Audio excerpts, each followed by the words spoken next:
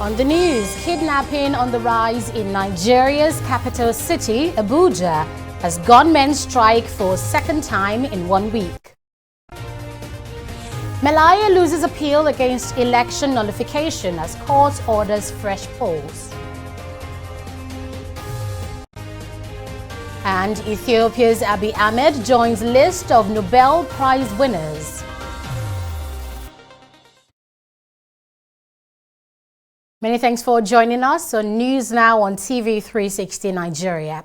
Gunmen suspected to be kidnappers have killed one person and abducted 3 others at Dafara community in Kuje Area Council, Abuja. The victims include an officer of the Nigerian Security and Civil Defense Corps (NSCDC) and his 2 children. The incident, which reportedly happened on Wednesday night, is the second case of abduction in Kuje Area Council this week. On Tuesday, 4 people were abducted in Peggy, a community in Kuje Area Council. The Abuja Police Command has confirmed both incidents and has launched a manhunt for the perpetrators. Abduction for ransom has been on the rise in the Federal Capital Territory, despite assurances by the Inspector General of Police, Mohammed Adamu, that the city is one of the safest in the country. President Muhammadu Buhari says stringent laws are needed to prevent girls from being abused in schools. Reacting to a documentary exposing sexual abuse cases in tertiary institutions in the country, Buhari said he's glad the incident exposed randy lecturers and has spurred an amendment to laws regarding the issue in the National Assembly. In a statement by his senior special assistant on media and publicity, Garba Shehu, the president said such proposed amendments passed by the legislature will get his support as long as they conform to the Constitution of the Federal Republic of Nigeria. He urged law enforcement agencies and school administrators to take up such cases with every seriousness and ensure that perpetrators face the consequences of their actions. An investigative report from the BBC exposed the trend of sex for grades in some universities in West Africa, with indicted lecturers suspended and probed. Non-governmental organization Public and Private Development Center, PPDC, has charged the federal government to put in place laws that will ensure full women participation in public procurement across the country. The group gave the charge at a sensitization workshop in Abuja.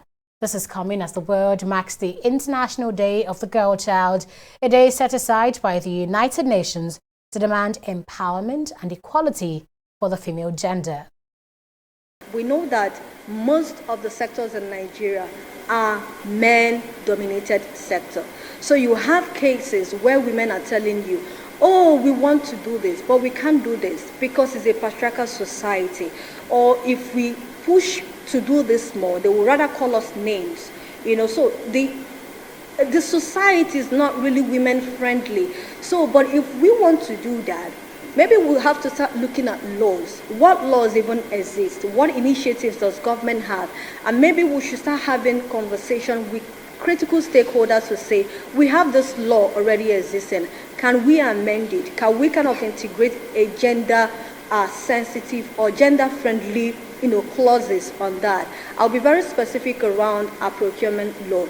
There is no particular, there is no clause or section of the laws that says this percentage of bid or contract should be executed by women.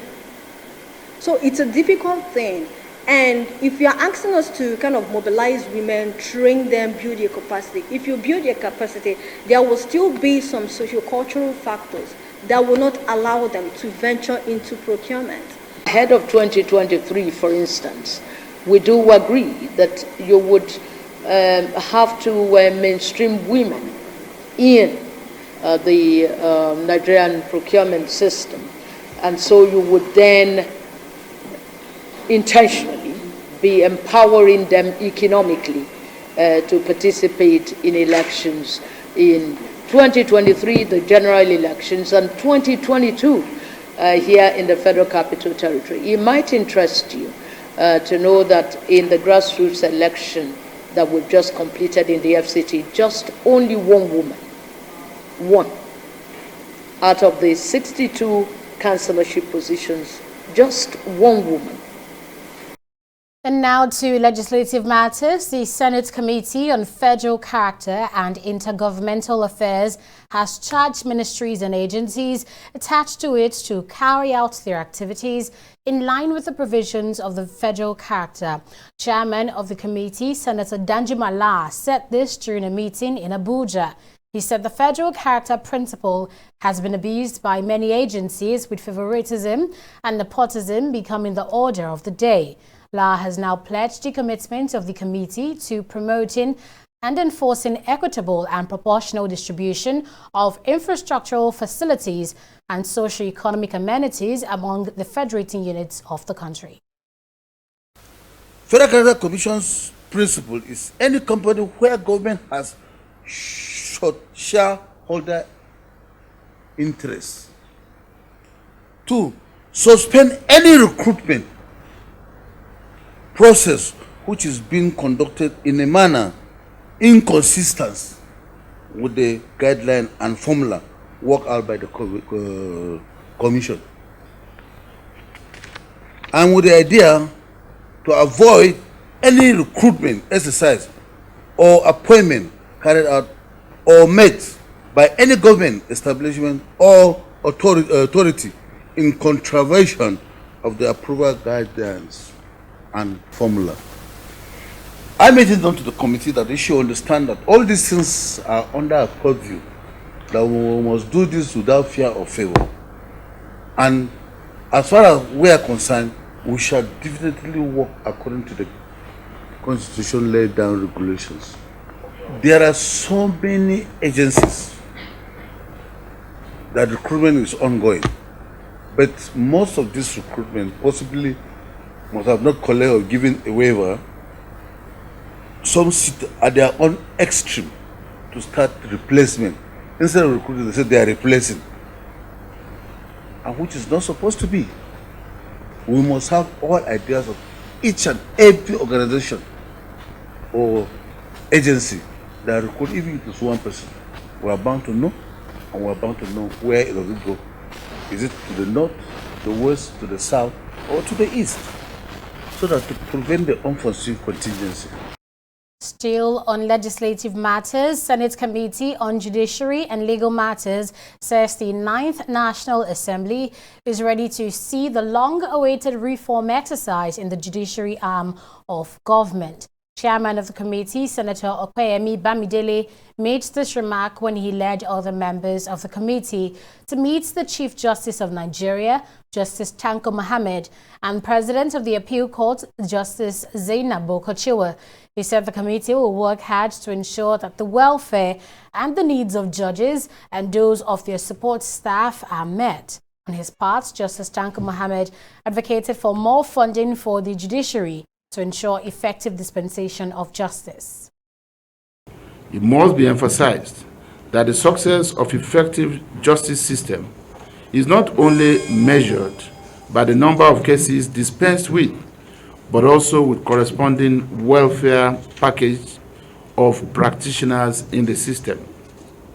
As a result, this committee will work hard to ensure that the welfare needs of judges of the Court of Appeal, and indeed the support staff of the court, are addressed through appropriate legislative interventions.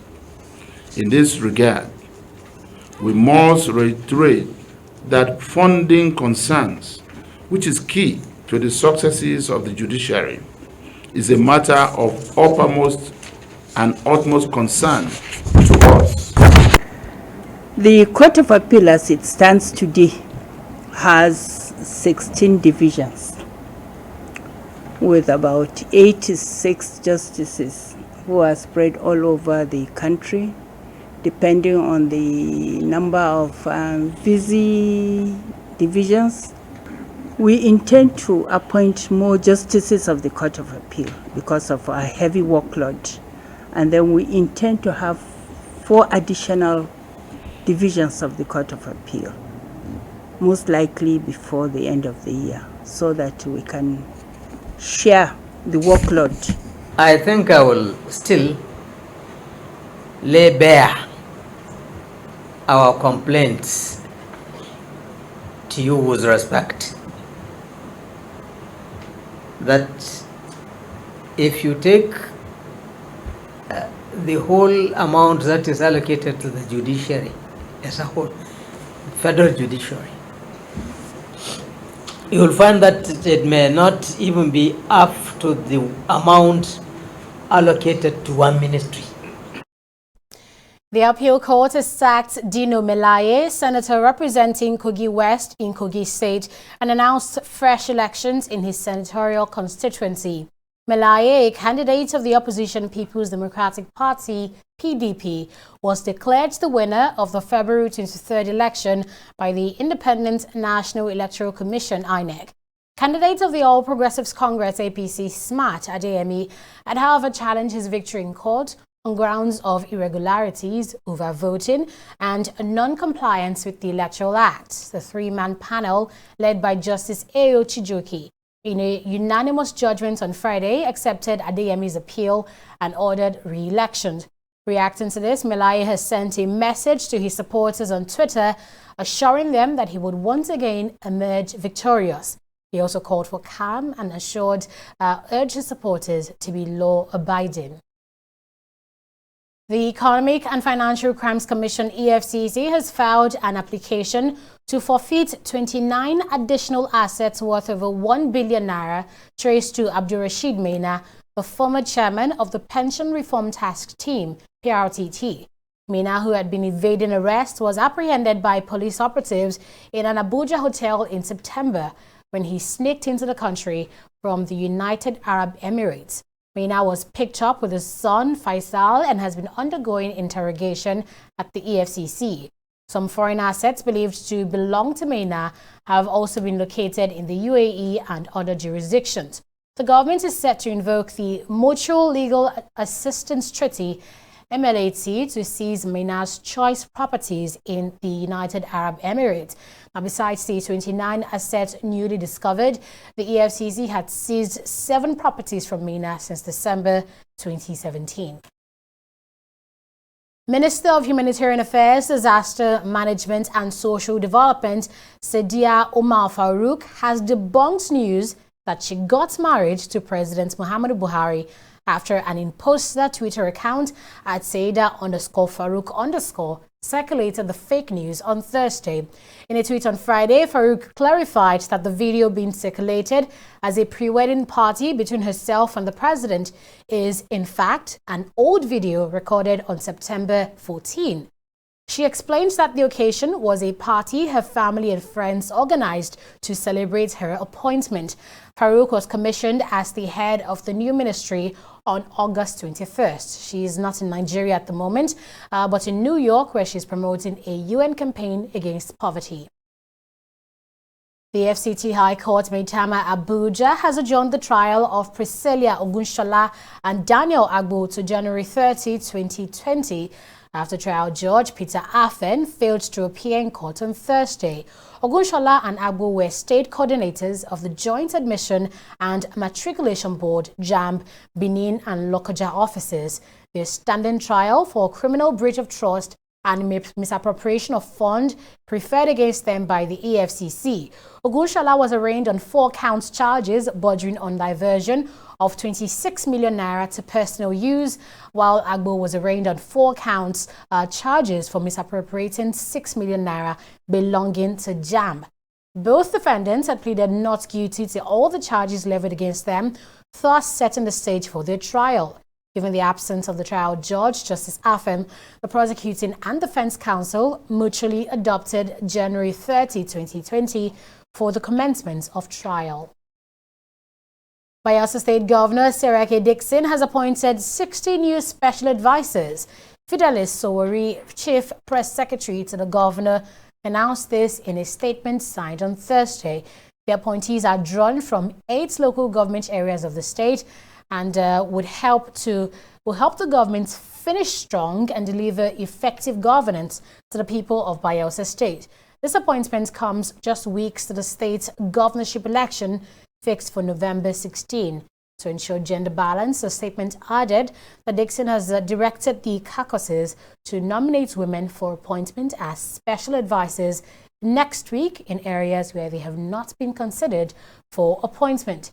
Dixon is completing a second term as governor of Bayelsa State, and since he got re-elected in 2016, he has appointed over 2,000 hands in his cabinet. We'll take a break now, and we'll be right back with business, international news, and sports. Do stay with us. The 14th Wale Soyinka Award for Investigative Reporting is open for entries. Wale Soyinka Center for Investigative Journalism hereby calls for submissions from full-time or freelancing Nigerian investigative journalists whose works border on regulatory failures, corruption in public and corporate sectors, or human rights abuses in Nigeria, and published between 4th October 2018 and 3rd October 2019. Award categories: print, radio, television, photo, online, and editorial cartoon. Deadline: Thursday, 24th October 2019 by 4 p.m. Winners will receive cash prizes and more worth 1 million naira. Other finalists will also be rewarded. To apply, please visit www.wscij.org/2019 award. For more information, call 0908 251 5179 or email wscij@wscij.org.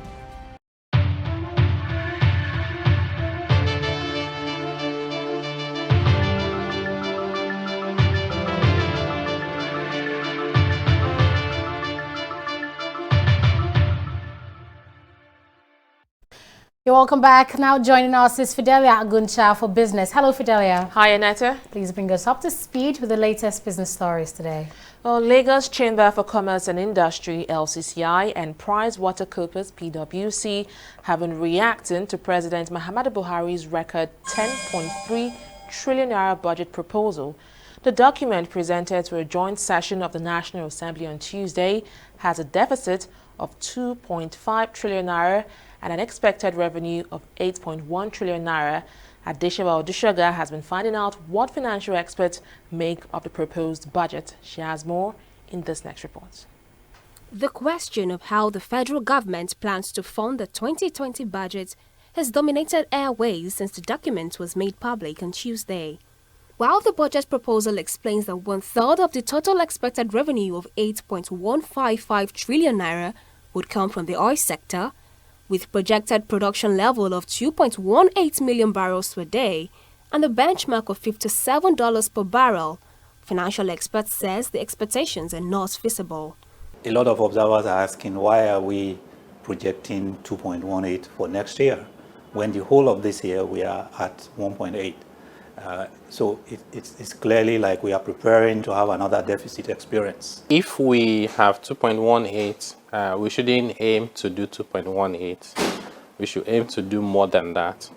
Because the problem we always have is we are over ambitious, or put differently, we're too optimistic, and then we under deliver, and then we create more fiscal gap for the budget, which is the reason why our debt profile has been rising. Another means through which the government plans to generate revenue is from the value-added tax, which has been reviewed from 5% to 7.5%. But experts says reliance on the VAT to boost revenue is a round peg in a square hole. The budget that was presented by Mr. President is not the budget for the Federation, it's the budget for the federal government. So really, what Mr. President can bank on as an additional income coming from the increase in VAT rate is much less than 100 billion naira. Whereas the fiscal gap we have is in trillions. So this is not going to solve the problem. The really fundamental issue is not the rate of the VAT, but the coverage. The government itself says that we have a tax net of about 70 million. And so far, the government is struggling to achieve 30%, that is 30 million. So if government was able to raise the tax net, having more and more Nigerian individuals and enterprises, raise that figure from, say, 30 million we have now to about 70 million, you can actually leave the VAT rate as it is, or even reduce it and still collect much more. The non-oil sector is projected to generate sum of 1.8 trillion naira in 2020, which is much lower than the projected revenue from oil. Experts says it is high time the government began to invest in the non-oil sector as well as bring back its refinery alive to increase revenue from the oil sector. If government wants to focus on non-oil revenue sector or non-oil sector itself, it's a good thing, but we shouldn't lose focus. I think Nigeria is at the point where we should focus on everything to the extent that it's possible. Even the oil sector needs to be diversified. We shouldn't just be doing crude oil production. We should do refining, petrochemical. There's a whole lot we should do. Today we spend the number one reason why we spend money, our FX, is importation of refined products. We need to go to our strengths, and if we address those strengths, we will get back to where we were growing at 7% per annum, and we're a member of the so-called 70% group or club of the world. We were comfortably growing at 6 to 7% per annum GDP for many years before this. And it wasn't because of oil. It was because of the fundamental strengths of the economy, an agro-based economy. President Muhammadu Buhari's proposal of $34 billion budget for the year 2020 is the biggest in the history of Nigeria. But the reality of this is brought doubt in the minds of its citizens as revenue generation in his administration is in crisis. Adeshawa Dushoga, TV360, Lagos, Nigeria. Financial experts have also been reacting to the central bank's decision to increase loan-to-deposit ratio from 60 to 65%. Banks have until December 31st to comply with the directive, which is aimed at growing the real sector. Adeshawa Dushoga has more.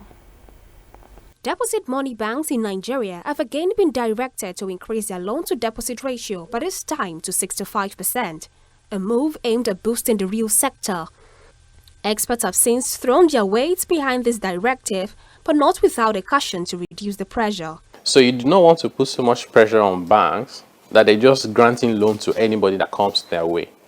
That in itself can lead to a decline in the quality of their loan portfolio or credit assets. And when that happens, you have to make provisions, you have to have book bad debts.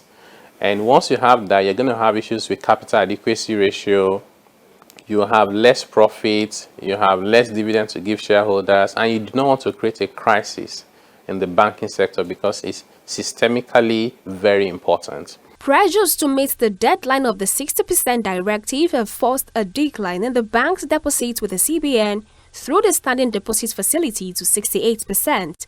But experts says this is a good course. So if banks are comfortable leaving money with the CBN and also giving it as a loan to federal government by way of bills and bonds, it doesn't help the economy. So money creates money, and the way that happens is by giving it to people who are doing businesses. Give it to farmers, give it to manufacturers, give it to SMEs. You know, they create value. They pay you back the interest and the loan. They have something left. They hire more people. Those people earn income. They put money in the bank gives the money to other people as loans. So the way the world is created economically is that money goes around to create money. So I'm not a fan of let's leave money with the CBN. CBN doesn't do any business other than regulating, which is okay, other than regulating the financial sector. Since the Apex Bank have given directive to the deposit banks, it has recorded an appreciable growth in the level of industry growth credit from 15.56 trillion naira at the end of May 2019 to 16.39 trillion naira as at September 26, 2019. Adeshawa Dushoga, TV360, Lagos, Nigeria. We will now look at activities in the stock market after this.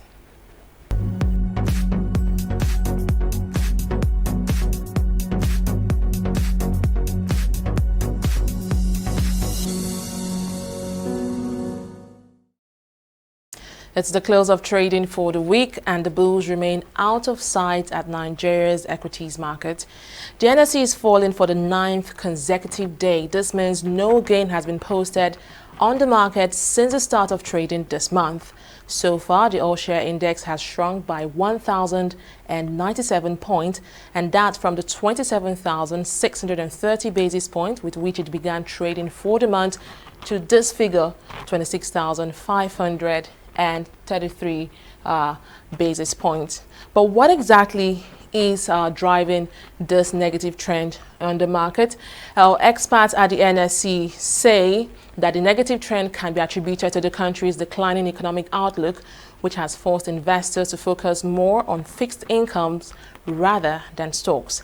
Taking the biggest hit from today's loss, or today's sell pressure actually, is Nigeria breweries, whose value stands at 46 naira today, and that's after a 2 naira drop in value. It was also a bad day for Dangote Cement, Guinness and NACO, which we can see right here. On the flip side, we see equities from the banking and insurance index dominating the gainers chart. First Bank of Nigeria takes the lead, and that's with a rise of 1 kobo in its share price.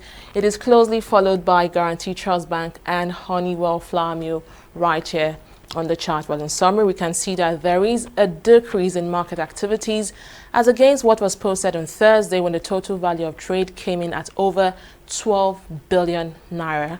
Well, let's now move to the foreign scene and see how it fares. It's still green right here as it was yesterday. FTSE, Dow and Nikkei are posting trades, and that's on the back of a comment by US President Donald Trump saying they have been making progress with China in the talks to end their trade war. Well, that's it from the side of business. It's back to Annetta. Thanks for that update, Fidelia. And just like most of investors on the NSE, I'm not too impressed with market activities for today. It's a very sad one, and we're still hoping for the bulls to return, because it's really sad that there's been no gains since the start of trading this week. And that's correct. Thank you for that update, Fidelia. And now moving to Ethiopia, where Prime Minister Abiy Ahmed has been announced winner of the 2019 Nobel Peace Prize. The award recognized Abiy's efforts to achieve peace and international cooperation, and in particular, his decisive initiative to resolve the border conflict with neighboring Eritrea. One of Abiy's biggest achievements since coming into power in April last year was the peace deal signed 3 months after his appointment, which ended a nearly 20-year military stalemate with Eritrea following their 1998 to 2000 border war. Other notable winners of the Peace Prize is former South African President Nelson Mandela and former Liberian leader Ellen Johnson Sirleaf. Other figures who were considered in the running for this year's prize includes the 16-year-old Swedish climate activist Greta Thunberg, Angela Merkel, and the German Chancellor and Hong Kong pro-democracy activist. Nigeria's Golden Eaglets have landed in Brazil for this year's FIFA Under-17 World Cup finals. The match, which will be holding from October 26 to November 17. Director of Communications, Nigeria Football Federation, Ademola Olajire, said a team of 25 players and 9 officials embarked on the journey. According to him, the crew departed for Dubai on Wednesday evening, after which they booked another flight to Sao Paulo, Brazil. The team will first clash with Hungary on October 26 and afterwards Ecuador at the same venue on October 29. They will later tackle Australia in Brasilia on November 1st in a Group B encounter. And that's all from here on News Now on TV360 Nigeria. Thanks for watching. Bye for now.